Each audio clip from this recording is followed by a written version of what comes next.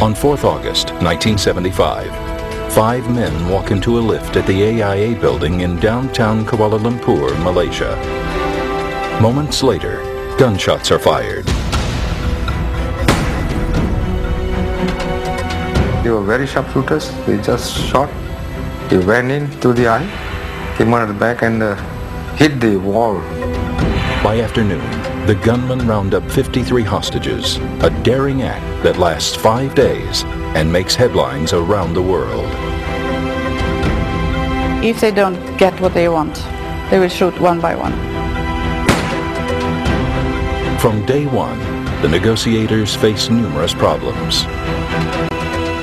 And in the quest to rescue hostages, the operation goes halfway around the world. We must try and save as many as possible.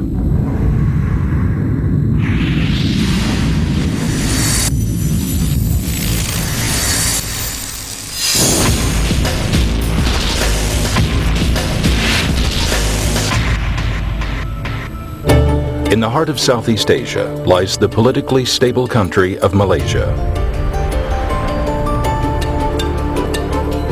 In Kuala Lumpur, the nation's capital city and economic powerhouse, towering skyscrapers and modern infrastructure frame the city's skyline. Kuala Lumpur's tallest building, the 88-story Petronas Towers, is located on Ampang Road. Further down the same street is the 12-story AIA building. In 1975, it is the tallest structure in Kuala Lumpur. Building security guard Sukhdev Singh remembers it well. This building was having the most embassies at that time. We had the Japanese, American, Canadian, Swedish, part of French. 6 embassies were all in the same building because this was the tallest building at that time. 4th August 1975, a working Monday in downtown Kuala Lumpur. Ula Adquis arrives at the AIA building just before 8 in the morning. She rides the lift up to level 9, where she works as a secretary for Ambassador Fredrik Bergenstoller at the Embassy of Sweden. That Monday morning, the 4th of August, I came to the office, and it was only the ambassador and myself there. The receptionist was on leave. Next door to the Swedish embassy, university student Mansour Juso is inside the U.S. consulate. He's planning to visit the United States of America. On that day, I was at the embassy to get my visa to go to the United States to further my study. By 10:30 a.m., 5 men walk into the AIA building. They enter the lift, put on masks, and head immediately for level 9. This is where the U.S. consulate, Swedish embassy, and AIA insurance office are located. Outside the U.S. consulate, people are waiting for the lifts. When I finished with visa application, I went out and waiting for the lift door to open. And then when it is open, suddenly few people with a gun, holding a gun, pointing at me. The gunmen storm into the lift lobby, immediately opening fire with at least a dozen shots. A few doors away from the lifts is the Swedish embassy. Ula Adquis is planning the rest of the day with her boss, Fredrik Bergenstoller. I'm going down to the bank to cash some money for the embassy. And then we started talking about something else. And then all of a sudden we heard gunshots very close to, out in the corridor. We said that we had better hide. We thought it was an armed robbery. We went into the inner section of the embassy to close the door, because the entrance door to the Swedish embassy was a glass door. And I could see a man with his back turning towards us. Responding immediately to an emergency call, security guard Sukhdev Singh and his colleague take the lift, the quickest way up to level 9. They rushed out and said there's a robbery going upstairs. Then I went up, went and called my chief from the car park. He controlled the lift and both of us went up. At point-blank range, Singh is shot in the face. He just shot. He went into the eye, came out of the back and hit the wall. By the time he pulled me up, my whole shirt was already red and the blood was just dripping like a fountain. The single bullet pierces his head just below the right eye. Miraculously, he survives. The injury leaves him partially blind, however. The sound of gunfire on level 9 triggers a massive panic in the rest of the building. People flee by the hundreds down the emergency stairwell. But for the people on level 9, they are trapped. The gunmen make a systematic sweep of the floor, starting at the Swedish embassy. Apparently they looked into the Swedish embassy and saw nobody, and we stayed inside and waited. I tried to call the police, and when I called the police, they started shooting in the corridor again. So the policeman on the other side, he could hear, and then said, "We're sending the police." The hostages are ordered into 2 rooms and threatened at gunpoint to remain silent, or else they'll be shot. Police Constable Mahalingam is the first to respond to the Swedish embassy's call for help. He races up the stairs, but is shot in the face when he tries to enter level 9. He barely manages to escape down the stairs with his life. By now, the building has been evacuated and the street is closed to traffic. Deputy Commander of Police, Zaman Khan, arrives at the scene with the Special Action Unit. We asked for enforcement. A number of petrol cars came by. Subsequently, there was the Federal Reserve Unit, that is the riot control unit, which is also used for crowd control and all that. So they came, so we secured the area, and then we entered the building, occupied the ground floor. As 300 police personnel cordon off the building, the gunmen continue their systematic search of level 9. Crossing the corridor, they round up more people inside the AIA insurance office. A shot is fired, and the bullet luckily only grazes Bernard Joseph, who is paying for his insurance. The gunmen have already shot 3 people and now have 51 hostages.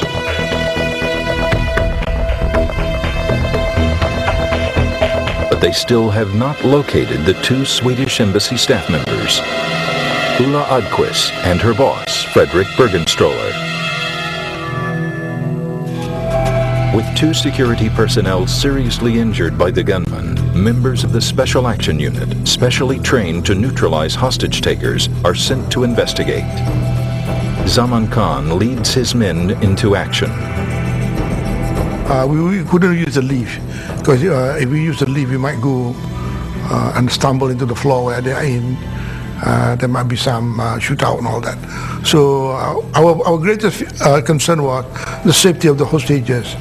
So we walked up quite a walk with all our equipment and all that. And then halfway through, we were told to stop.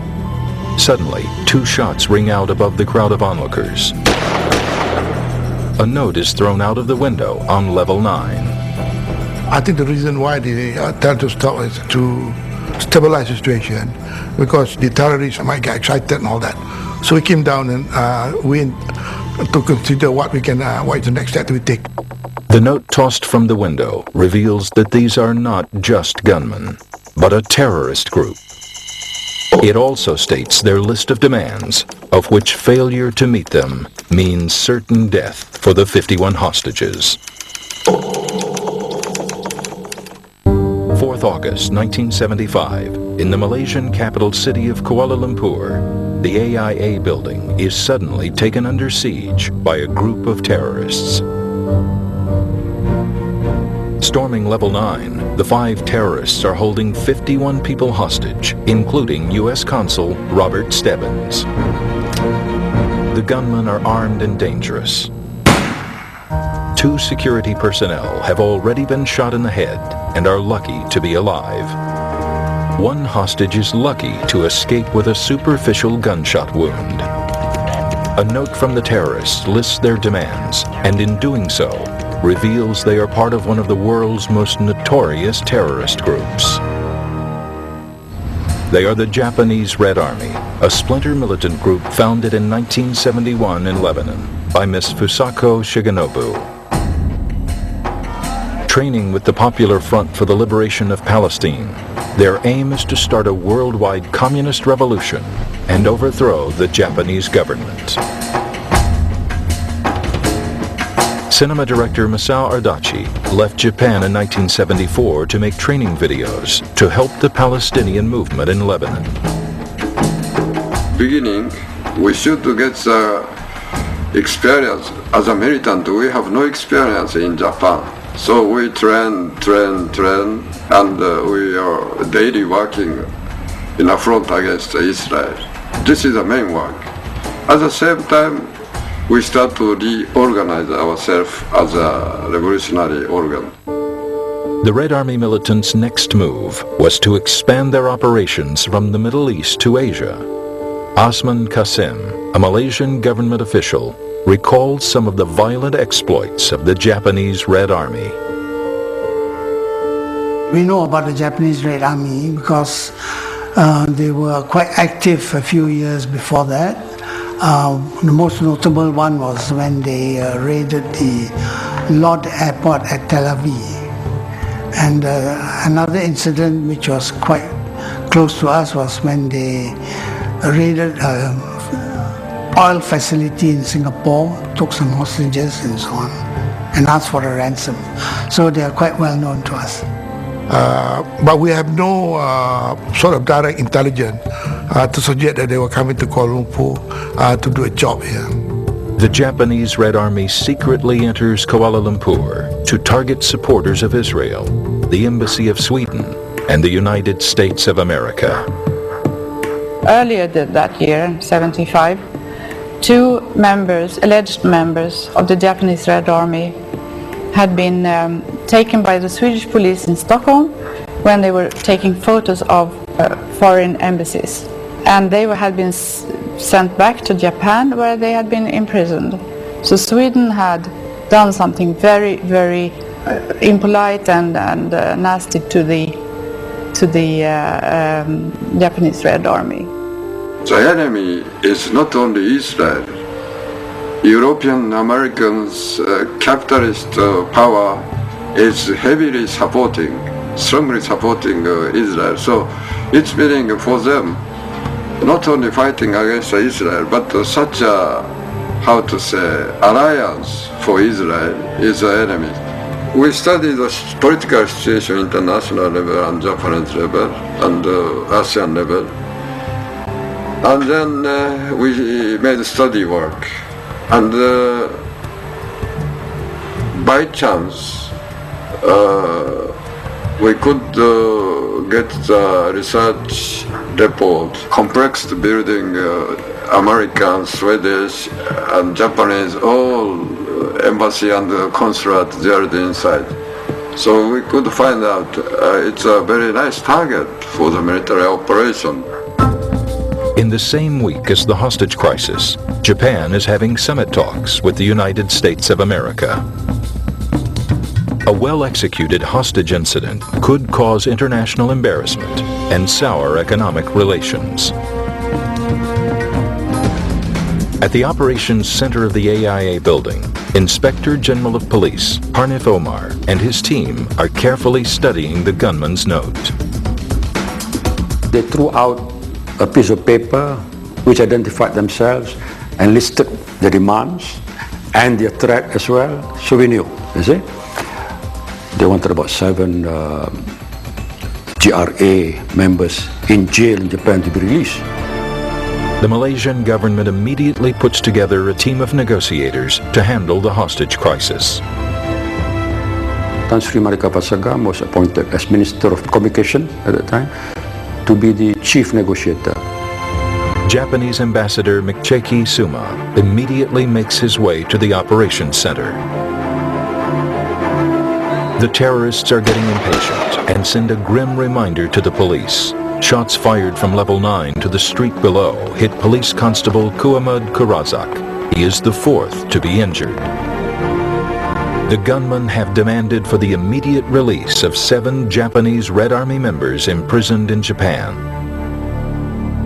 They threaten the hostages will be shot one by one, and the first to die will be U.S. Consul Robert Stebbins. To avoid a bloodbath, the Malaysian authorities pressure the Japanese ambassador to act swiftly. On level 9 in the Swedish embassy, Secretary Ulla Adquist and her boss Fredrik Bergenstroller have managed to elude capture for almost 2 hours. But their luck is running out. Next door in the U.S. consulate, the gunmen threaten the hostages to reveal anyone hiding elsewhere on the floor. Adquist and Bergenstroller are soon discovered by the gunmen. Of course they had to tell because they knew that they were armed, and they also probably knew at that time that they had bomb material. So when they heard that we were there inside the embassy, they smashed the glass door. We could hear that, and they shouted to us to get out. We opened the door first, and there were 2 terrorists standing at the side, each side of the door, and one at the entrance door with their guns pointed at us. And they said, "Don't be afraid." And I was very scared. By afternoon, there is still no news on whether the Japanese government will concede to the demands of the terrorists. You see, the Japanese was following the American line. The American line was no negotiation with terrorists. American never negotiate. They don't want to negotiate. So American will ask to Japanese side to solve by Japanese way. The gunmen are getting restless and push their demands, release their Red Army colleagues from prison, or suffer the consequences. They then grab Swedish diplomat Bergenstroller. There was one moment when they told Mr. Bergenstroller to come with them. Then I got really heart beating. I was really scared, because I thought that now they're going to shoot him, because they had said that if they don't get what they want, they will shoot one by one. 4th August 1975. 5 members of the Japanese Red Army militant group are holding 53 hostages in the U.S. consulate on level 9 of the AIA building in downtown Kuala Lumpur, Malaysia. Their demands: to release their comrades from prison in Japan and supply them with a safe flight out of the country. Negotiations are stagnant after more than 3 hours into the siege. Suddenly, the terrorists grab hold of Swedish diplomat Bergenstroller and drag him out of the U.S. consulate. His secretary, Ulla Adquist, fears that her boss will be the first to be executed. He was taken away and came back after about 10 minutes. And he had been forced to open the safety room in the embassy, where they took some blank passports, and they were also looking at all the things, and there was some money, but they didn't take the money. While it's clear the U.S. will not negotiate with terrorists, the Japanese government's stance still remains unclear. Feeling the pressure, the Malaysian government decides to replace government official Manik Kabasagam with Garzali Shafi'i to lead the negotiations. They know that Garzali gives them more options around the negotiation table. The whole thing was taken over by Tan Sri Zali. He was, I suppose, a more dynamic personality. He was also Minister of Home Affairs, and he was foreign ministry and knew all the world leaders. His negotiation skills, I think, he sticks to the objective and the strategy very closely. You know, he doesn't divert from the main objective that we are all trying to achieve. As day one comes to an end, the Malaysian authorities are still in the dark over the fate of the hostages and the Japanese government's next move. The negotiation team waits out an anxious night, but the next morning, news arrives from